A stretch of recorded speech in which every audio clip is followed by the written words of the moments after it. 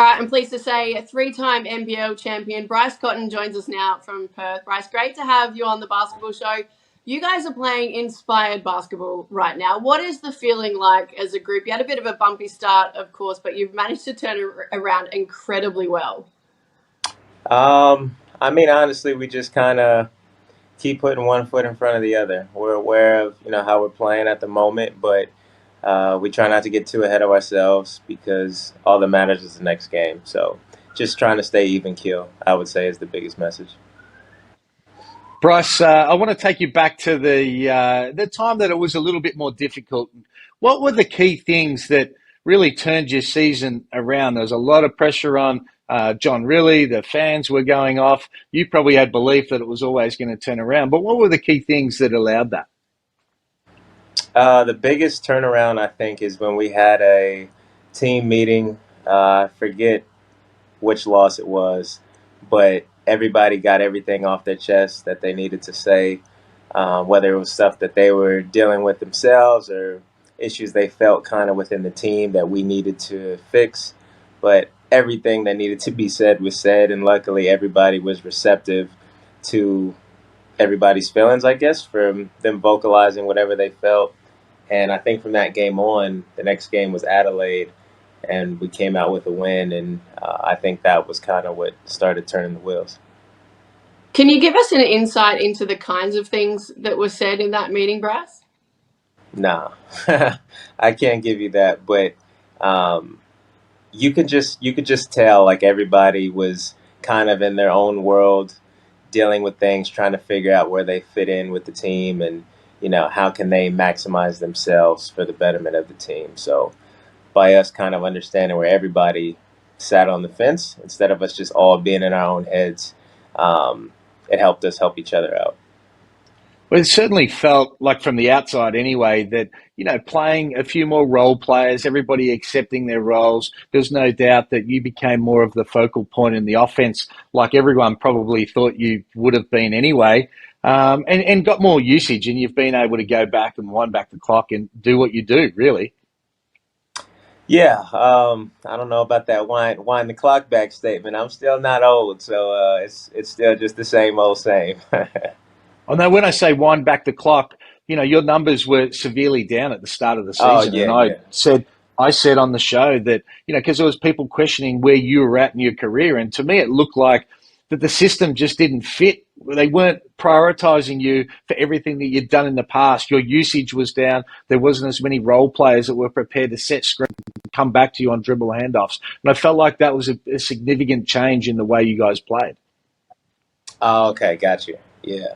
And yeah, it was just a very weird thing because I felt like in the preseason, we looked like a well-oiled machine, and then once the regular season came around, it was just like we all kind of lost our mojo for those 4 or 5 weeks it was.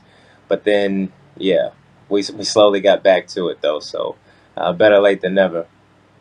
Where is the belief at with the team at the moment? How confident are you guys that you can win another chip? Like I said before, it's one game in front of the other. We got a game on the 13th, I think it is. So that's all our focus is. We still got to make sure we make the playoffs. I've seen crazier things happen, so we never count our chickens before they hatch. But yeah, we'll worry about that when the time comes or if it comes. Mate, I want to talk about the Boomers. One, did you watch their last tournament? Do you still want to play for the Boomers? And where's all that at? Because I think that you would just play the perfect role to be able to help the Boomers get back on that podium.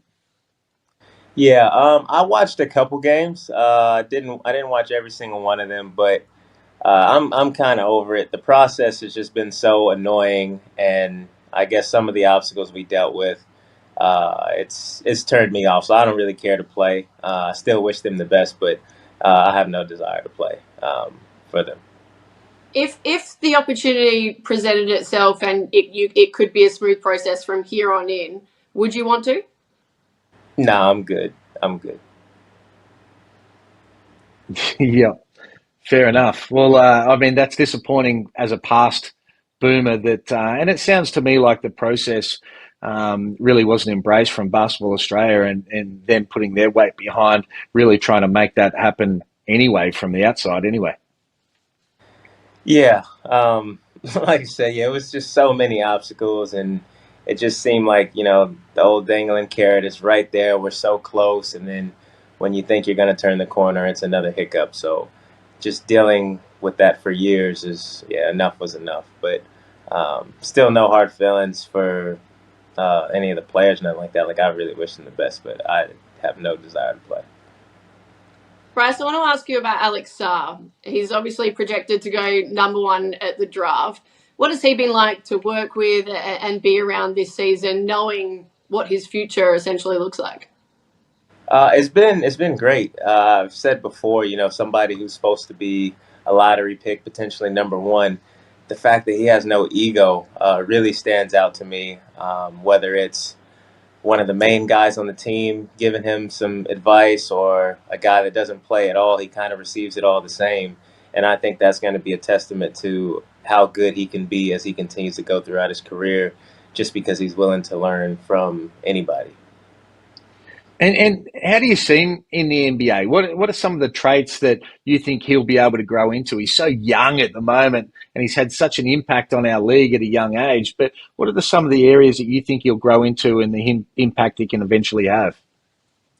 I think especially as he probably bulks up in size, he'll be able to dwell in the pick and roll game. And obviously, playing in FIBA rules versus the rules of the NBA, the style's a little bit different. And I think everybody got to see how well he fit that system when we played in Vegas. And from, stretch, what do you call it? Stretch and hitting those threes off the pick and roll, lob threats off the pick and roll. Like, he was a monster. So I think he's going to thrive in that spacing for sure, if that makes sense. There's obviously a lot of talk around someone of his caliber with the draft coming up that he's likely to get shut down in the coming weeks, especially now with the injury that he's going through. Is that something as a player that you're aware of, and you're looking to the other guys to have to step up? Have you had those conversations around the group of what potentially could happen? No, we don't worry about a lot of what ifs or anything like that. Alex has got to do what he's got to do. We haven't talked about it, but at the end of the day, if he's got the potential to be a number one pick, whatever he decides to do, that's his business, and nobody can fault him for that, because he's got to look after himself. But yeah, we're not carving up what if scenarios. We'll cross the bridge when it comes. Mate, the NBL ladder is so log jammed at the moment, so even across the board, which is great for fans. But I want to ask you, who's the best team you've played? I mean, the way this league has been so far this year, it's hard to say, because I feel like the best team changes. And what I mean by that, obviously Melbourne's been top of the ladder, but different teams peak at different times. So earlier in the year, you could say Melbourne United. New Zealand had been playing great lately, but yeah, I don't think it's any one particular answer, and it won't matter anyway until the end of the season. But um, and then we've been playing great as well. So it's just the log jam of everybody, I guess, taking the torch for every couple games, and yeah, passing it on to the next team that's rolling. What's JR like to work with? Every now and again, especially watching the press conferences, you get a bit of character. He loves a one-liner. He and Keanu seem to have a bit of a laugh all the time. What is that relationship like from your point of view?